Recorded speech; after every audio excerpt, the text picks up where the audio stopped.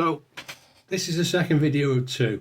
I was actually recording one. I got a phone call in the middle of it and I haven't worked out how to pause a video and take a phone call at the same time.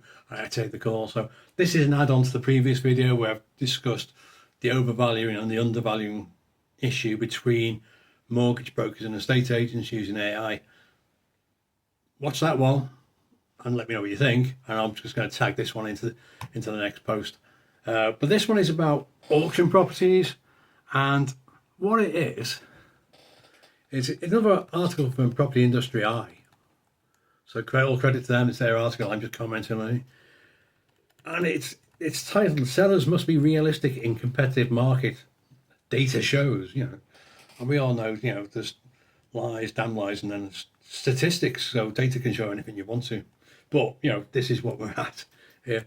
So what the article says is the UK property market saw a dip in monthly year-on-year activity last month, with the lots on offer down 2.7% and sales falling by 7.7%. Quite a big drop there. And that's the latest data from the Essential Information Group. Never heard of them, but obviously essential. The national success rate dropped to 68.7%, with the residential sector accounting for much of that decline. Despite this, the total raise was only slightly lower, down 1.1%, suggesting that well-priced stock continues to perform. So, yeah. And if you've watched the other two videos, or listened to the other video about overpriced and underpriced, then you'll know what I'm talking about. The market remains active, but buyers are becoming more selective and are less likely to engage where pricing doesn't meet expectation. Now, if you're a property investor, let's be clear on this. You are going to take into account the stamp duty. Yeah. And you're going to factor that into your numbers. And the other thing you're going to do, if you buy an auction, not necessarily the normal auction, but modern method of auction, then you have to take into account the minimum compulsory, not going towards what you're paying for the property fee that they put in there. A modern method of auction, you're usually, by winning it, you will have to pay a minimum of £6,600. Basically what you're doing is you're paying the vendor's fees, and that does not go towards the price of the property. So luckily it doesn't add on to the council tax either, but it's an extra fee. And we, as investors, you've got to take that into account and work that into your figures. And I've been in a situation, someone rang me up and asked me about it yesterday, said, I'm looking at this property, it's a modern method of auction, so have you factored the fees in? And she went, oh, hang on, let me have a look at this. Yeah, and she had, to be fair, she was doing the right stuff, she'd asked the right questions, but it was just expanding her view of due diligence, and due diligence is a big thing that I'm looking at the moment. Hopefully, I should have a course out in the next few weeks based on due diligence, and when I do, I'll drop that into as an advert, and we'll do a little webinar on it, give you a taster of it first. But anyway, as part of your due diligence, you need to know what these figures are. So, if it's a modern method of auction, you've got to factor in this, and I can't remember what the percentage is, but it's a minimum 6,600, and then it's a percentage of the property over a certain amount. And plus, whatever the stamp duty is, your legal fees, obviously, holding costs, all these numbers, different numbers, and it's all part of due diligence, need to be factored in. Anyway, slightly drawing away from what I was doing. So, looking at the regions March to May 2025, rolling quarter revealed a similar pattern. While supply is up across the country, sales rates are under pressure in a number of areas. The East Midlands, South West and Wales recorded increases in sales, but regions such as London, Yorkshire, a disconnect is emerging between the lots and demand. Which quite surprised me. I thought Yorkshire would be quite strong, but EIG's David Sandeman explained overall data points to a market that remains active, though more finely balanced than in recent months.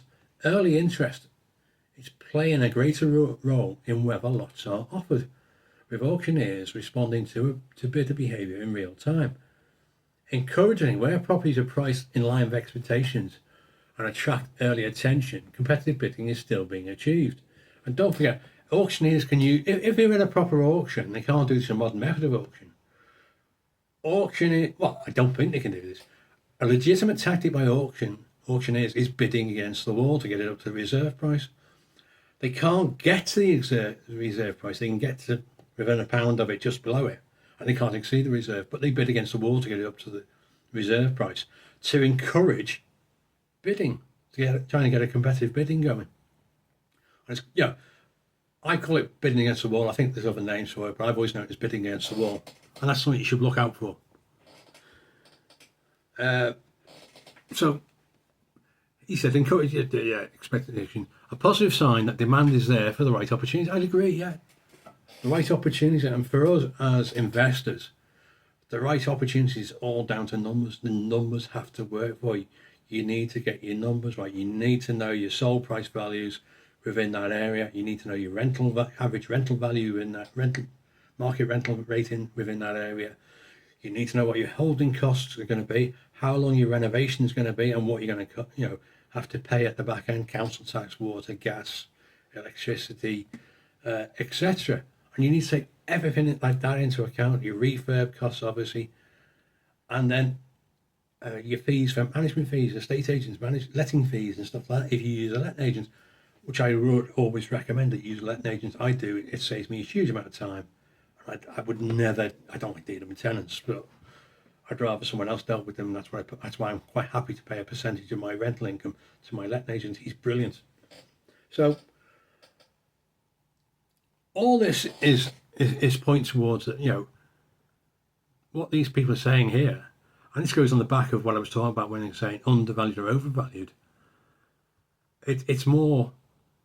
This article is saying that vendors need to be aware that buyers aren't as prepared as they were 3 or 4 years ago for bidding wars, where you've seen prices going for silly money. A lot of people have been stung by that when they've had to remortgage, by the way. Because house prices have dipped, and people did buy houses of values that were far in excess of what they really were worth. I mean, I've always been really strict with my figures. I'm really lucky that, saying I was lucky, I was strict with my figures. I worked on certain numbers, and most of my houses, but all of them have increased in value, and some have increased 20,000. But that's by me renovating them and adding value to them. But also canny buying as well. In fact, I've got a house in a road in Birkenhead. I think we bought it for something like 82,000, 82 and a half. It's now worth 124 years later. And we've done virtually nothing to this, by the way. We were just in the right place at the right time, and a landlord wanted out, and we offered them money and said, well, this is what we're offering you. And other people wouldn't take it on, and we took it on. And sometimes it's being in the right place at the right time. Simple as that. Anyway, very short video. And please listen to it or watch it in conjunction with the other video on the undervaluing and overvaluing of properties. On this one, saying that vendors need to be more realistic in what they should expect from getting from a property. So hope you enjoy both videos. Give us a couple of feedback in the comments what you think. See you next time.